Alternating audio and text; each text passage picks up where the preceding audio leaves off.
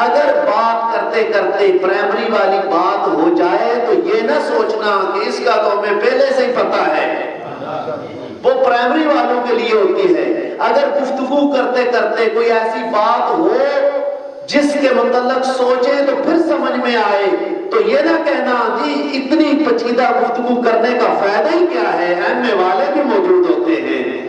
صلوات پر محمد و آل محمد۔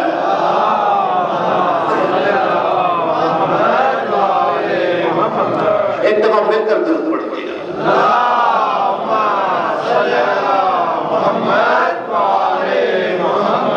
ارشاد رب العزت ہے تیسرے پارے کی پہلی آیہ مجیدہ ہے، تِلْكَ الرُّسُلُ فَضَلْنَا بَعْضَهُمْ عَلَى بَعْضٍ مِّنْهُمْ، میں اللہ نے فضیلت عطا کی ہے بعض رسولوں کو بعض رسولوں پر۔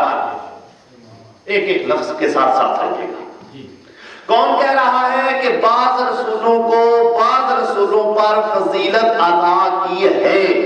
رسولوں کو خلق کرنے والا خالق کائنات کہہ رہا ہے کہ میں اللہ نے بعض رسولوں کو بعض رسولوں پر فضیلت عطا فرمائی ہے، یعنی نگاہ قدرت میں تمام رسول ایک جیسے نہیں ہیں۔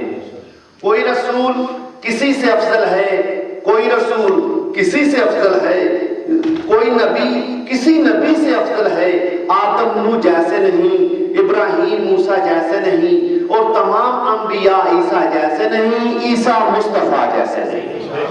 یعنی تمام انبیاء ایک جیسے نہیں ہیں، تمام رسل ایک جیسے نہیں ہیں۔ تو دوستو یہ تو انبیاء اور رسل کی بات اللہ کر رہا ہے۔ میں کہا کرتا ہوں اگر انسان غور کرے تو کائنات میں کوئی چیز ایک جیسی نہیں ہے۔ میں لفظ کوئی کو پھر دہراؤں گا، اگر انسان غور کرے تو کائنات میں کوئی چیز بھی ایک جیسی نہیں ہے۔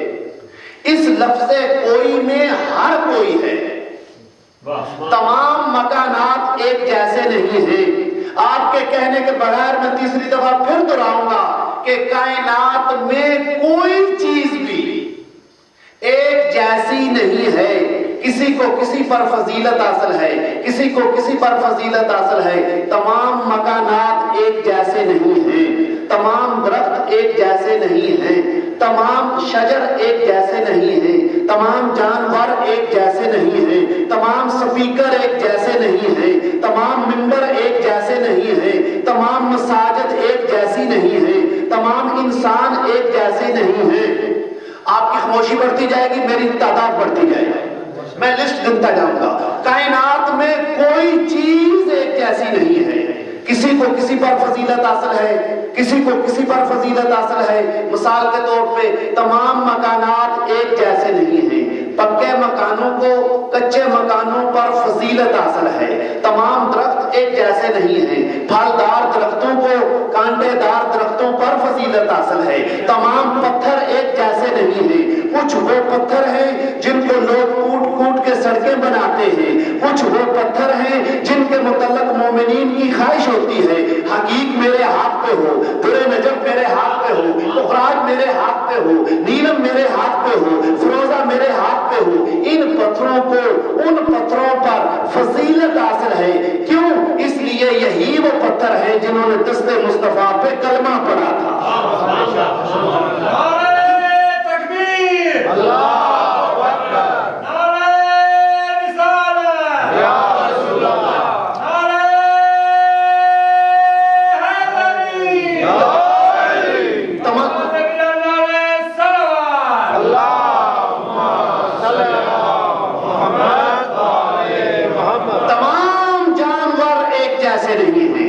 حلال جانوروں کو حرام جانوروں پر فضیلت حاصل ہے۔ تمام انسان ایک جیسے نہیں ہیں۔ نیکوکار انسانوں کو بدکار انسانوں پر فضیلت حاصل ہے۔ تمام نمازی ایک جیسے نہیں ہیں۔ کیوں؟ اس لیے جو ریاکاری کی نماز پڑھتے ہیں ان پر متقین کی نمازوں کو فضیلت حاصل ہے۔ تمام مسجدیں ایک جیسی نہیں ہیں۔ اگر تمام مسجد مسجدیں ایک جیسی کر دی جاتی تو پھر قرآن میں یہ ارشاد نہ ہوتا کہ اس مسجد کو گرا دو، یہ مسجد ضرار ہے۔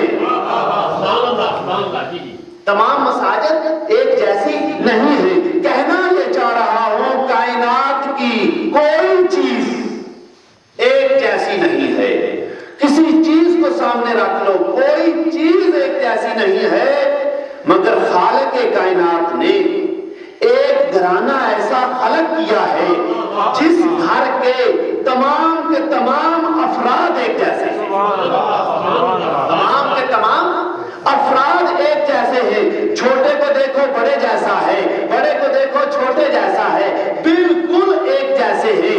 علم میں ایک جیسے ہیں، علم میں ایک جیسے ہیں، اخلاق میں ایک جیسے ہیں، کردار میں ایک جیسے ہیں۔ ان میں سے کسی کو لے لو، ہر کوئی معصوم نظر آتا ہے، ہر کوئی معصوم نظر آتا ہے۔ آج شب جمعہ ہے، حدیث قصہ آپ اکثر پڑھتے رہتے ہیں۔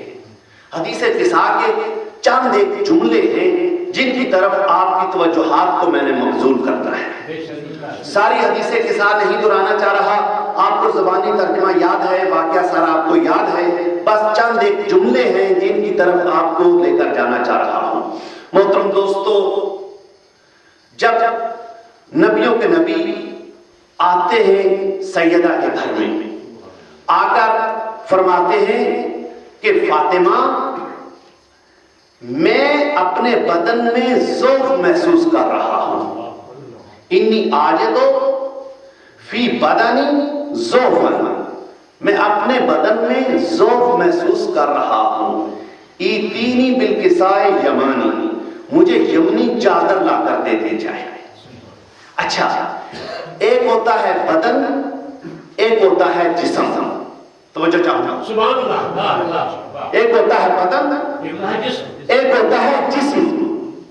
بدن اور جسم دونوں عربی زبان کے لفظ ہیں، مگر استعمال لفظ جسم نہیں ہو رہا، بدن استعمال ہو رہا ہے۔ بدن اور جسم میں فرق یہ ہے کہ بدن کہتے ہیں انسان کے پورے جسم کو سر کے بغیر، اور جسم کہا جاتا ہے سر سمیت مکمل وجود کو۔ میں تو کچھ دے چکا ہوں، آپ لے گی، میں تفصیلات میں پھر چلا جاؤں گا۔ بدن اور جسم، نبیوں کے نبی کہہ رہے ہیں یمنی چادر دیجئے، میرا بدن کمزور ہے۔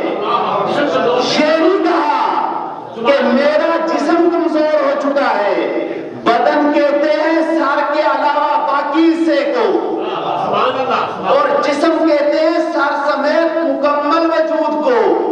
تو میں کہا کرتا ہوں کہ نبی کے بدن کو ذوف ہو سکتا ہے، نبی کے بدن کو کمزوری محسوس ہو سکتی ہے، نبی کے جسم کو کمزوری محسوس نہیں ہو سکتی۔ مطلب کیا؟ بچوں کے لیے واضح کرتا چلوں کہ نبیوں کے نبی کو ہلکا سا بخار ہو تو نبی کے دماغ کو کچھ نہیں ہوتا، نبی کے دماغ کو کچھ نہیں ہوتا۔ مجھے چادر دیجئے، یمنی چادر دی گئی۔ جب تشریف لاتے ہیں، یہاں رک کے ایک اور جملہ کہنا چاہتا ہوں دوستو، کہ پوری کائنات سایہ تلاش کرتی ہے رحمت للعالمین کی رحمت کا، مگر رحمت للعالمین سایہ تلاش کرتے ہیں چادر زہرا کا، چادر زہرا کا۔ تشریف لاتے ہیں، چادر لی گئی، مولا حسن تشریف لاتے ہیں، اماں سلام وعلیکہ السلام۔ آج میں اس گھر میں خوشبو محسوس کر رہا ہوں جیسے میرے نانے کی خوشبو ہوتی ہے۔ تو اس وقت جواب ملتا ہے ہاں چادر کے نیچے ہے۔ تو دوستو، وارثان قرآن وہی ہو سکتے ہیں جہاں ان کا وجود ہو وہ گھر بھی طاہر ہو اور وہاں سے خوشبو بھی آ رہی ہے۔ حبیب خدا ختم انبیاء محمد صلی اللہ